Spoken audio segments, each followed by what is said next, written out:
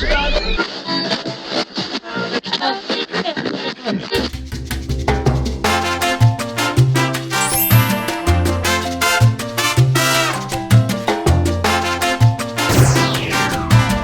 Skipper!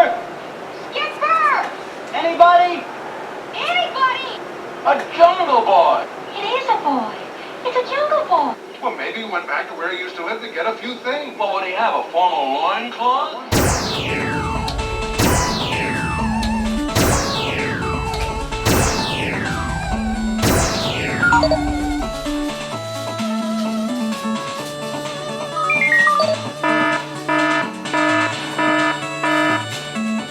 Hell yeah! Take that! Oh, howdy folks, and welcome back to the Spaghetti Theater Review. I'm back, and this time I'm gonna jump over to the classic TV series Gilligan's Island. I don't need this anymore. And I'm gonna look at one of my personal favorite episodes. So what is Gilligan's Island? Well, for anyone who doesn't know, all you have to do is watch any random episode of their vast 3-season run, and it will lay out the entire plot for you every single time in their opening theme song. And it would end equally each time with them stranded on the same island. Usually because of Gilligan being such a dumbass. So I'll get right to it. Gilligan's Island, as I said, ran for 3 seasons in the mid-1960s, and was a huge hit that was still cancelled due to studio bullshit, I'm sure. Like keeping Gunsmoke on for another decade or something like that. They would follow it up with some TV movies, but they would never compare to the feel of the original series. Which they better not remake, unless they already have and I just thankfully missed it. Anyway, I remember watching this show in the early 90s on like Nick at Night or Nickelodeon or whatever it was called. In reruns, of course, since I didn't exist when it was originally aired. I loved it then and watched it as loyally as I would any new show at the time. This show did indeed have a lasting effect and still exists to this day, even though the only cast member who's still alive is Ginger. It managed to find new fans decades after its original run, and still finds new fans even now. Which is why I'm going to do my first review of one of my favorite episodes of the series. And there were a lot of episodes, even though it had 3 seasons. It had like 30-something episodes each season. But I'm going with Season 1's Episode 19, Gilligan Meets Jungle Boy, starring the great Kurt Russell in one of his earliest roles ever, at the age of almost 14, as the title guest character of Jungle Boy. Cause yeah, he's just a boy here. Yep, Kurt Russell is one of my favorite actors ever, making this episode the perfect choice for me. I love Kurt Russell in anything that he's in. Even if the movie's not good, he's still great at his job. But personally, I think his best role ever is Snake Plissken in Escape from New York and Escape from LA. My personal opinion, I know, other people probably would disagree. But me, I think that is his crowning achievement. As a matter of fact, I have an action figure of Escape from New York Kurt Russell. Check that out. Yep, went into Barnes & Noble one day and found that and said, wow. I mean, it's not the most detailed character. Doesn't have a lot of movement, basically that. But it is the Escape from New York style Snake Plissken. Also, a far better detailed one, Escape from LA / Escape from New York, because he's wearing both outfits, in a way. I've had this for years. But he's wearing the pants from Escape from New York, the shirt from Escape from New York, the guns from Escape from New York, but it came packaged as Escape from LA, but it also comes with the outfit from Escape from LA, well, his jacket anyway, and the gun from Escape from LA. So yeah, thought I'd show that off. And since I'm talking about Kurt Russell action figures, folks, I did a little unboxing on this one real quick. His character from The Thing. And finally, for Kurt Russell action figures, Stuntman Mike from Grindhouse. Death Proof. The Quentin Tarantino one, if we ever saw that. And finally, this card. Yep, a collector's card of Kurt Russell with a piece of his clothing from Don Russ. It's official, folks. The enclosed piece of material was cut from an item personally worn, used by Kurt Russell. Wow. It's a light brown, leathery looking color too, if you can see. Maybe it's from his coat from Escape from New York, one might wish. Anyway, that's it for my Kurt Russell collection. Thought I'd show that off. just to show you how much I love the damn guy. I mean, you know, as an actor, I don't want to marry him. He's already in a relationship with Goldie Hawn, so they seem happy. But anyway, back to the show with Kurt Russell back here in 1965, when he was just a hairless jungle boy in this Gilligan's Island episode, Gilligan Meets Jungle Boy. What a suiting title. How long did it take him to think that one up? So roll that classic theme song that we all know by heart, or not. I guess I just assume that anybody watching this video is familiar with Gilligan's Island a little bit. A theme song that lays out the events that led these 7 castaways to be stranded on a deserted, tropical island because of these 2 dumb idiots. A mighty sailing man, my ass. Brave and sure? Yeah, when he's rushing to be first in line at the China buffet. And hey look, you can see Gilligan back there being a mighty sailing man. I never actually noticed that before. Weird. All these years, never saw him back there.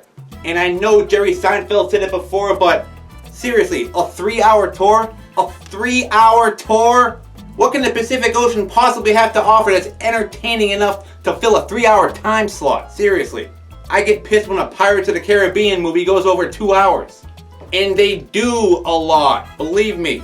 The weather started getting rough. What, no weather reports to warn you of this shit? I thought they had a system in place like that. Or was the skipper just chancing it like George Clooney in The Perfect Storm? The tiny ship was tossed.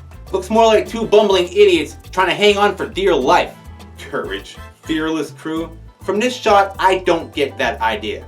Would be lost? It is lost on this deserted island with Gilligan. Why does the show's biggest dumbass get the first credit and the island's title? The skipper too? As if he comes with Gilligan? The millionaire and his spoiled bitch wife. Of course they're next in line. They have the most money. Followed by fame and money. And finally with... and the rest! The rest? Really? Russell Johnson was right when he said on Mystery Science Theater the movie, what's all this and the rest crap? He's the professor. He's the one keeping all you dumbasses alive. If it wasn't for him, you'd all be dead by now. Fuck Gilligan's Island should be called the Professor's Island. Roy Hinckley's Island. I think that's what his name was. He only said it once. And Marianne? Well, at least she could make a delicious coconut cream pie. What the hell can Ginger do besides look like a hot piece of Hollywood ass? Well, she does sew in this episode. So there's that. And she outlives everyone. But fortunately, by season 2, the theme song was changed. And they were given proper credit. And the rest. What an insult. The politics of Gilligan's Island chain of command needs some work, I tell you. So start the episode with Gilligan being, well, stupid of course. Wandering around by himself, trying not to fuck something up. Yet manages to waste a whole banana when he hears someone yell at him. Plenty more of that came from, no. There's a huge bushel back there. Beautiful.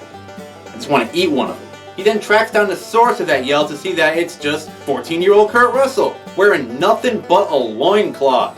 Like he's Tarzan's son or something. Yup, this is the guy that would one day play Santa Claus. Can you imagine what he would look like in this outfit today?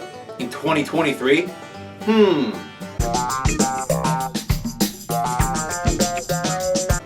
Yikes.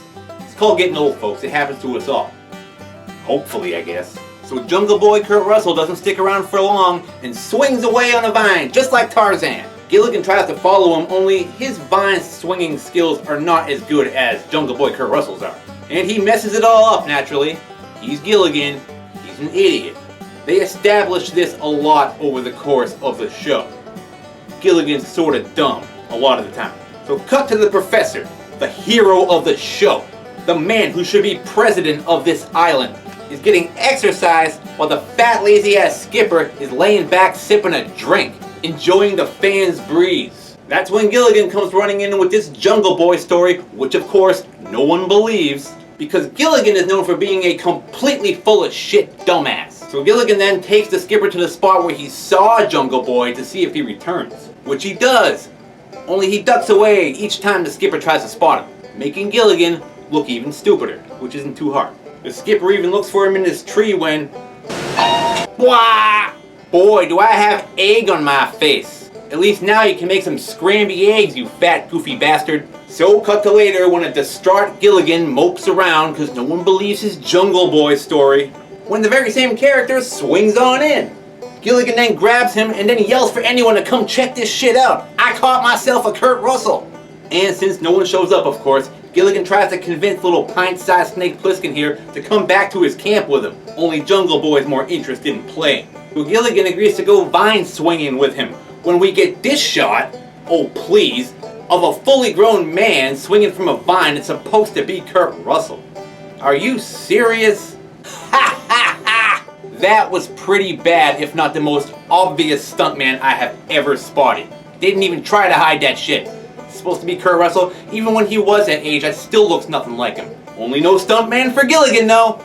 He gets to scratch up his own ass and everything upon landing. You deserve that shit, Gilligan. So, Mini Wyatt Earp here leads Gilligan, the island's biggest idiot, to this random natural gas spring that once Kurt Russell releases the rock capping it, releases some sort of flow of helium or hydrogen or something, which Gilligan just fucks around with, and yup, if you look you can clearly see the wires making this happen. No CGI yet. It's 1965 and it's TV. So now Gilligan has two things to report back to everyone, which of course none of them will believe because it's coming from Gilligan, world's biggest fuck up. Gilligan isn't smart enough to cap the gas spring and have little Kurt Russell play follow the leader, so he'll follow him back to their camp. So cut back to their camp where we finally see the skippers getting some exercise. Like Hurley on Lost, he's been on a deserted island for months, maybe even longer, and hasn't dropped a pound. He must have a ranch dressing stash somewhere. And this exercise bike that was invented by the professor is some sort of multi-tool, because it's also doing their laundry at the same time. Boy, they're lucky that professor decided to go on a 3-hour tour all by himself, or they would be screwed. Yet the skipper insults him anyway. Sometimes I think the professor invents too many things. That stupid asshole. Then enter the millionaire. Next most useless idiot on this island.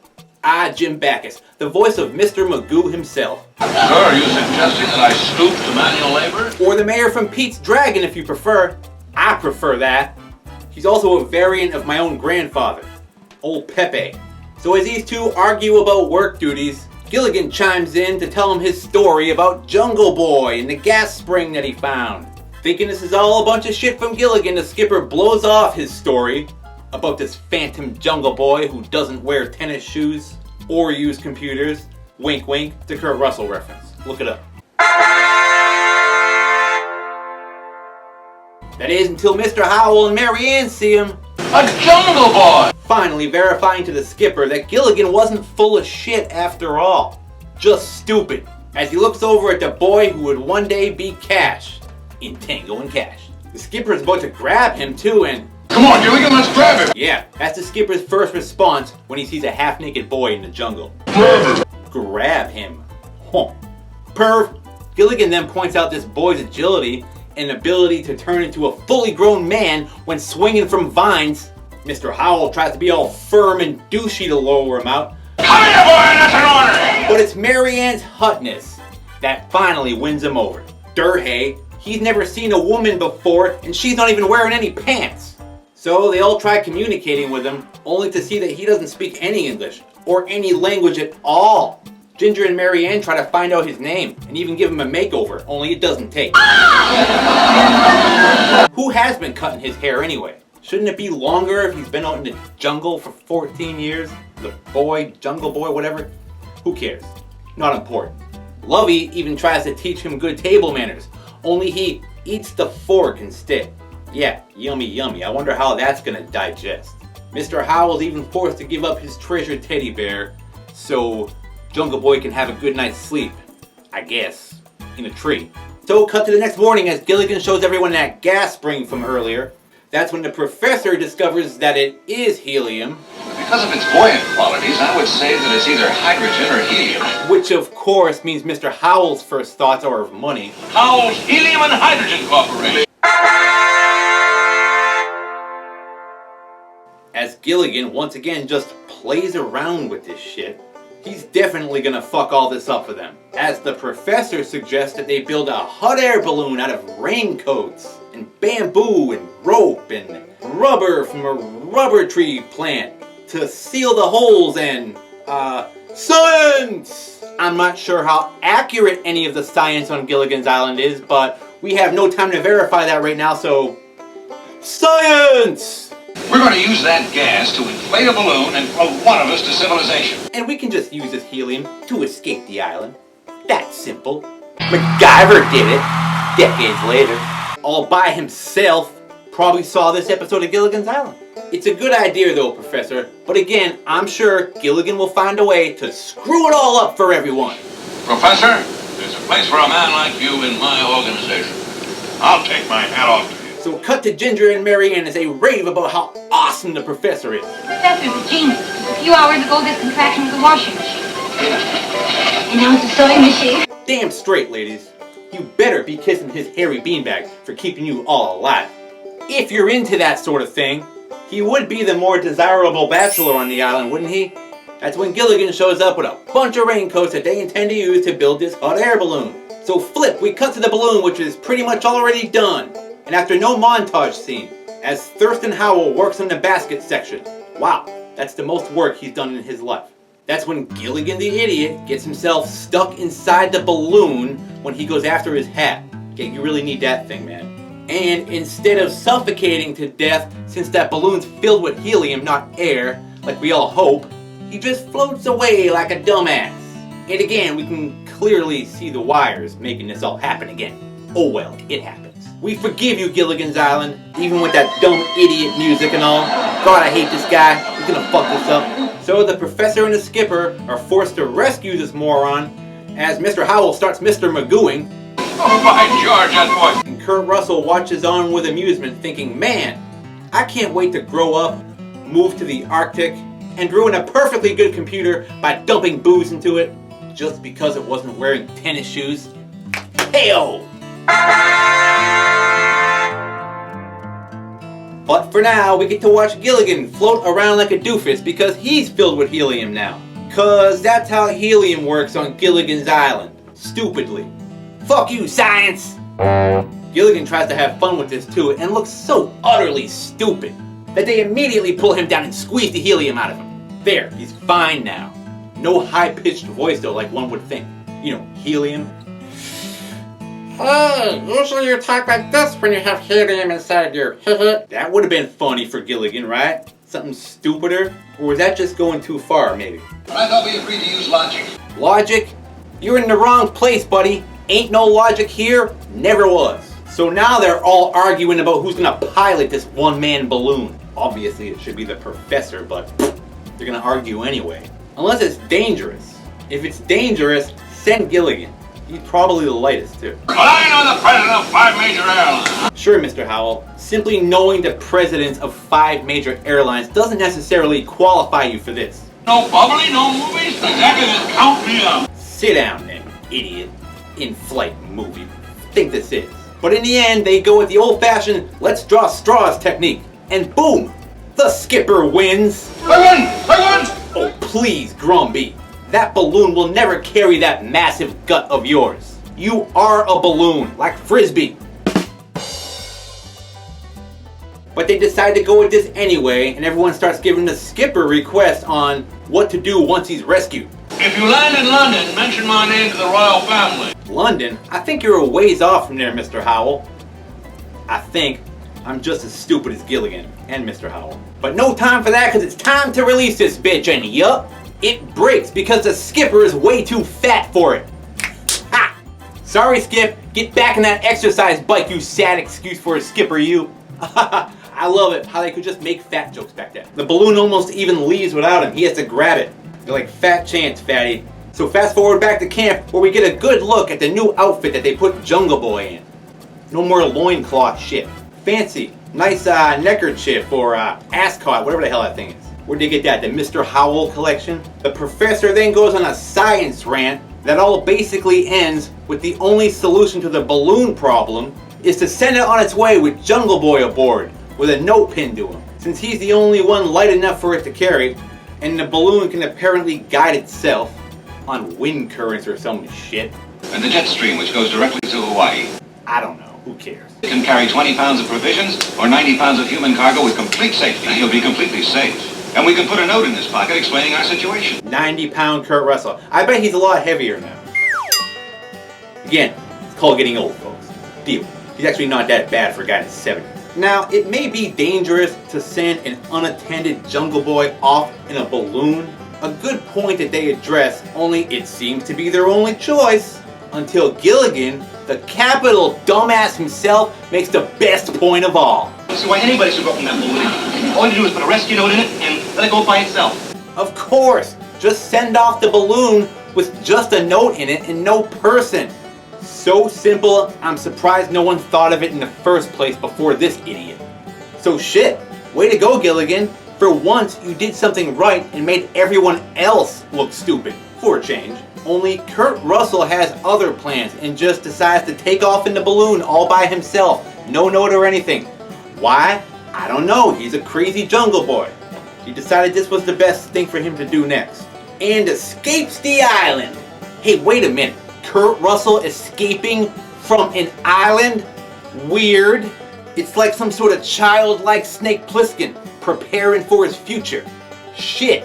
No wonder the government always went to him when they needed someone to go to an island and escape from it safely. Usually to get something they wanted for themselves, assholes, right? You go, boy. So then, as all the castaways get together with their personal notes that they want to put aboard the balloon before they send it on its way, realize, finally, uh-oh, where the hell's Jungle Boy? He's missing. Well, maybe he went back to where he used to live to get a few things. Well, would he have a formal loincloth? I know, right? Good one, Mr. Howell. I like that one. That was a good one. His formal loincloth. I'm curious as to where he even got that original loincloth. That's when they check the balloon to discover that it's gone, and Jungle Boy with it. Hey, so for once, it wasn't Gilligan that ruined everything. It was 14-year-old Kurt Russell. So again, Gilligan, it looks like this is one of the rare episodes that doesn't have you directly blotching the escape attempt. So way to go, little buddy! But we will forgive Kurt Russell because he is a 14-year-old Jungle Boy after all. And of course, because he's Kurt Russell, he can do whatever the hell he wants at whatever age he is. I decided. So farewell, Jungle Boy. Go become the fireman from Backdraft. Just try not to fall overboard. Wah! Kill me. Another 3,000 miles and he'll be in Graceland. Oh! I'm done, I swear. As long as that balloon doesn't break down.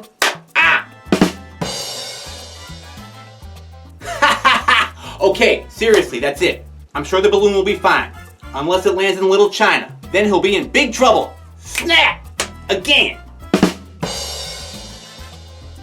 Oh! But really, if it flies over government airspace, they might have to shoot it down. But not before calling the president so he can make that executive decision. That one was a stretch, I know. So the castaways are still fucked. Oh well, they're used to that. It's what holds the show together. Because it's the entire dang plot, and Gilligan thinks that once Jungle Boy is rescued, he'll just tell them where to find them. Yeah, Gilligan's still stupid as we can see. Because Jungle Boy, he ain't saying shit. So then flash to a few days later, I guess, as Gilligan sits in his hut listening to that classic Gilligan's Island radio, probably hoping to hear some news on Jungle Boy. No doubt. Gilligan's all guilt-ridden for some reason and blames himself for the failure of this balloon thing, even though for once, it wasn't even his fault. That's when there's a special news report on the radio, when they get to hear all about the mystery hot air balloon, made from raincoats that landed on an aircraft carrier, with a Jungle Boy aboard. An unidentified boy in a balloon made of raincoats has landed on the deck of a United States aircraft carrier. A mystery, the radio says, that could take years to solve. Because, well, Americans are too dumb to teach this kid communication skills in a timely fashion. I guess we're stupid here in America. I can barely speak myself. As you can see, we can't all be like the professor who corrects the radio announcer when he says whom in regards to who helped Jungle Boy build this balloon. Who? And in your face to the other 6 dumber castaways, since the professor has taken all the credit for this one. You go, boy. You've earned that one, Hinckley. So all hope is lost, for now anyway, in Jungle Boy being able to communicate his story to others, which like I said, they seem to think will take years to train this kid to speak English. I guess. Seems like if they tried, they could figure it out sooner. But oh well, we need this show to go on for many, many, many more episodes. So roll the credits to another informative closing theme song. It's an uphill climb. It's an uphill climb. Except for the skipper, it's still mostly sitting. Friends are sure to get a smile. A guaranteed smile? Well, you can count on me. Only I suspect that this stranded on a deserted island with a capital dumbass like Gilligan would probably get old after a while. Perhaps. 3 years of that shit and I'd want to shoot him in the face. So whatever did happen to Jungle Boy, he never did return to Gilligan's Island, not even in the TV movies. Guess he forgot. Which leads me into my final thoughts on this episode of Gilligan's Island. Gilligan Meets Jungle Boy. I do love watching old reruns of Gilligan's Island. I've seen them all and own all 3 seasons on glorious DVD. It always did bug me that they tolerated Gilligan's shit for so long. I mean, he foiled their escape plans so often that you think someone would just snap and kill the guy. But no, he gets to live another day and get the island named after him. So as for facts on this episode, well, the cast is always the same, except for Kurt Russell, who, as I pointed out, grew up to be a very successful actor. One of my favorites, who's still alive. So keep up the good work, Kurt Russell. If you're watching this video, you better be subscribed to me, Kurt Russell. Comment. I'm kidding. Kurt Russell ain't subscribed to me. He don't watch YouTube. He's too old for that shit. And if he was, he wouldn't watch my fucking channel probably. Oopsie. As for the rest of the cast of Gilligan's Island, well, those poor bastards were pretty much typecast after this show. They were always connected back to Gilligan's Island. Jim Backus was the only established one, really, because he was old, he had been in stuff already. Bob Denver had previously been on Dobie Gillis' show as Maynard G. Krebs, remember that? Of course, Russell Johnson was a character actor who appeared in a ton of B-movies and TV shows over the course of time. He was even in The Twilight Zone. Like Alan Hale, they survived on character acting and guest appearances for Gilligan's Island, I guess. But one of the biggest questions about this episode that never got answered was, who the hell was Jungle Boy? How did he get to that island in the first place? Other weird questions like, why his hair wasn't long? Who raised him? Where did he get the loincloth? How did he survive for 14 years on an island by himself? It makes no friggin' sense. He spoke no language, that means no one raised him. And finally, I wanted to mention my crazy ass Captain Ron 2 idea. That storyline ties directly into this episode of Gilligan's Island. So, it's the current day. Captain Ron is getting old. He's in his early 70s now, and he's been having nightmares that keep him up at night. So finally he goes to see a doctor about it, who tells him to go see a shrink.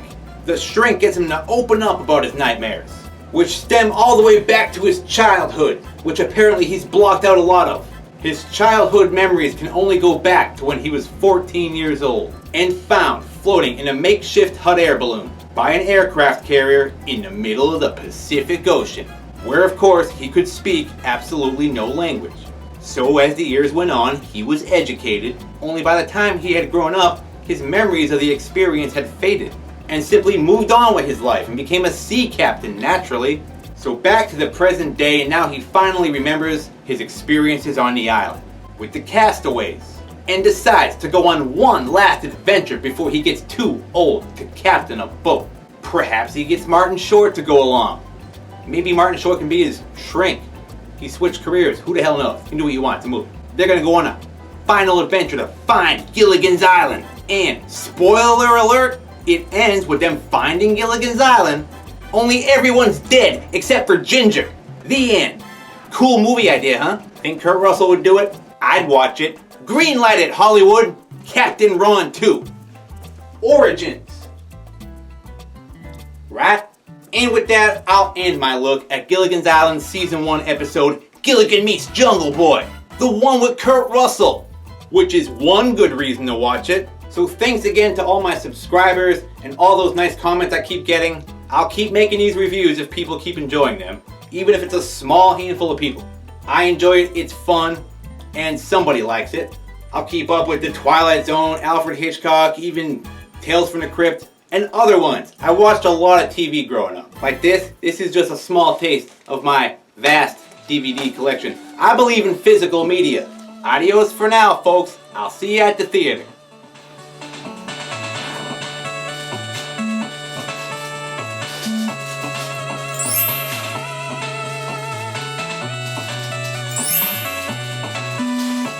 Bye.